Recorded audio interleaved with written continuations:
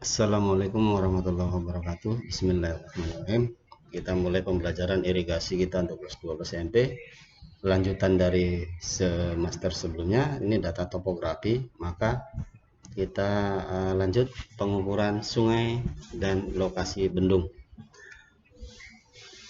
Atau pertemuan sebelumnya adalah data topografi. Nah, ini pengukuran sungai dan lokasi bendung. Untuk perencanaan bangunan utama di sungai diperlukan informasi topografi secara mendetail mengenai sungai dan lokasi bendung bersama-sama dengan pengukuran untuk peta topografi umum.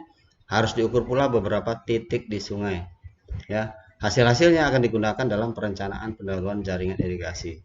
Jaringan di situ meliputi bangunan fisik, ya. Bangunan fisik itu apa? Sumber airnya, kemudian bendungannya seperti apa, konstruksinya seperti apa, itu bagian perencanaan dari Dinas Pekerjaan Umum.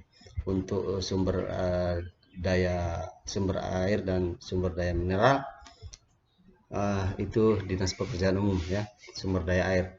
Nah, pemerintah membangun irigasi ini untuk meningkatkan kesejahteraan petani, ya, masyarakat petani. Ya, pertama kita lihat peta bagian sungai itu, di mana bangunan utama akan dibangun, ya.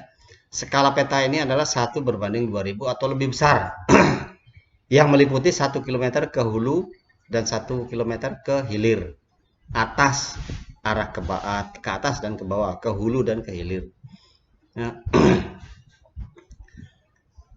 Dan melebar hingga 250 meter. Itulah untuk bangunan induk, saluran bendung bangunan induk, ya.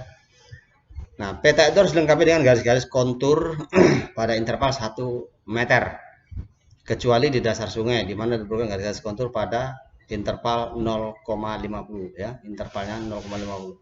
Peta ini juga harus membuat batas-batas penting seperti batas-batas desa, sawah, dan semua prasarananya.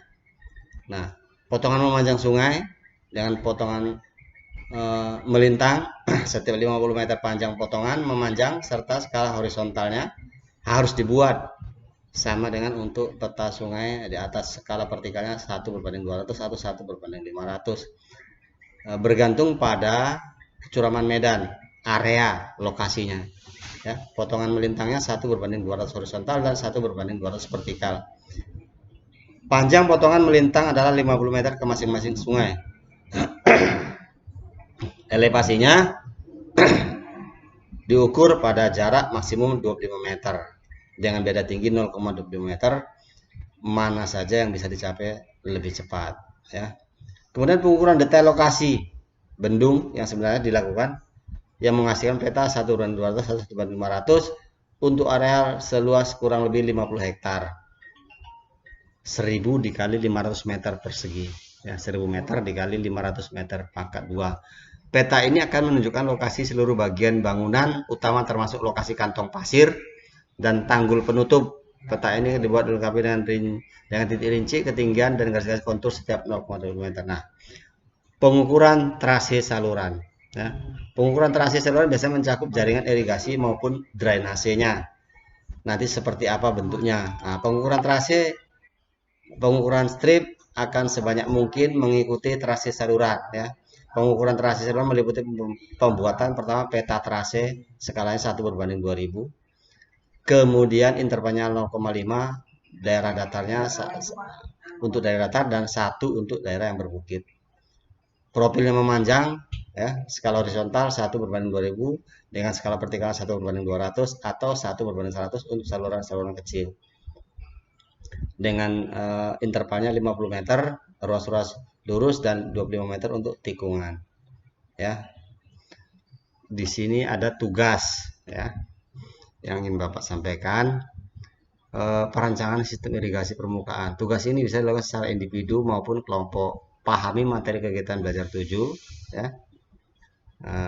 Sistem irigasi permukaan dan submaterinya. Kemudian tanyakan sama gurunya, ya, kepada Bapak, ya. Apabila ada hal-hal yang kurang dipahami, cari informasi dari berbagai sumber informasi tentang perencanaan sumber irigasi ini, irigasi permukaan, ya. Nah, setelah didapatkan berbagai informasi, maka buatlah rangkuman laporan, dipresentasikan di depan kelas. Karena kita masa pandemi ini, maka cukup kalian buat rangkuman ya, uploadkan ke Classroom, kemudian atau ke WA supaya kalian bisa menguploadnya.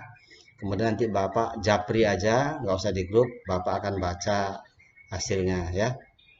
Nah, nanti kapan kita ada waktu, mudah-mudahan tatap muka segera bisa kita laksanakan, baru nanti kita uraikan, kita paparkan, kita interpretasikan ya, kamu presentasikan nanti di depan kelas ya.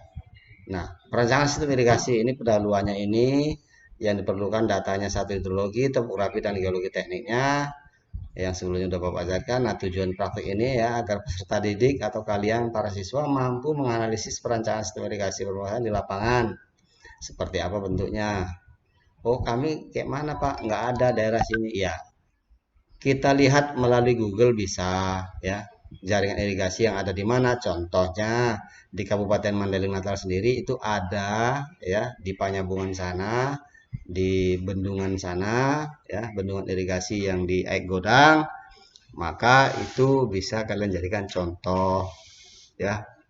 Kemudian cara kerjanya ya, baca materinya, ini ada 5 poin, kemudian refleksikan tugasmu, tuliskan nama kompetensi dasarnya, KD ini adalah kompetensi dasar, kemudian tuliskan jawabannya dari pertanyaan ini ya, ada beberapa pertanyaan ini sampai E ya, berarti 5. Kemudian ini tes formatif kalian serahkan ke Bapak melalui WA group, Japri ya, jangan ke grup tapi Japri aja, atau ke Classroom kamu tuliskan, kamu serahkan di Classroom, nanti kamu masukkan ke forum ya biar Bapak baca.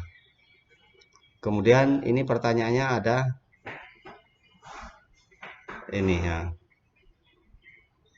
ya ada sampai D ya, 4.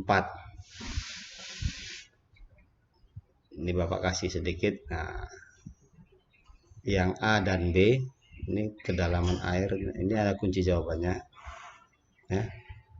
Bapak kasih bocorannya. Yang D ini masih separuh ya, berarti C dan D nya, B nya kamu cari ya, nanti serahkan ke Bapak Japri aja ya. Nah, inilah tugasmu ya.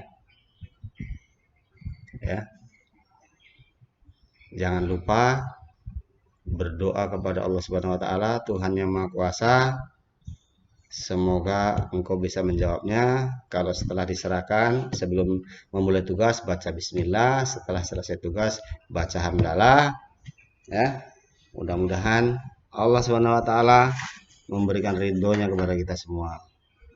Amin ya rabbal alamin. Demikian materi kita ya, yang bisa Bapak sampaikan sampai pada tes formatif. Insya Allah di kesempatan yang akan datang Bapak sampaikan materi berikutnya. Berarti di materi pembelajaran 7 ini kita sudah selesai di semester ini. Nanti akan masuk ke materi pembelajaran 8 ya. Mudah-mudahan kalian bisa mengerjakannya. Setelah melihat slide ini, tayangan ini, mudah-mudahan kamu terinspirasi. Ya, demikian saja. Wassalamualaikum warahmatullahi wabarakatuh.